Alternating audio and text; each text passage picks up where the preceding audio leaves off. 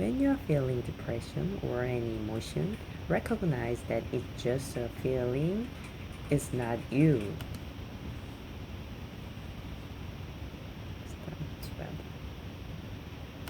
Most of us spend a lot of time struggling with the emotions, especially depression.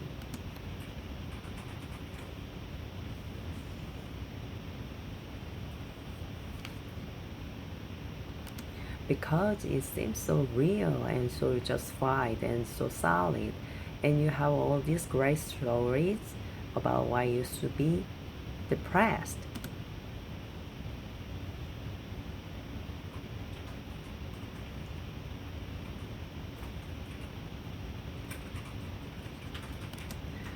But no matter how good your story is about why depression has to be what you're expressing in is this moment.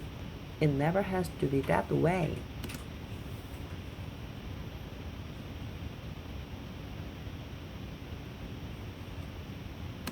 Thousands of people all over the world who've been struggling, some of them with depression for decades.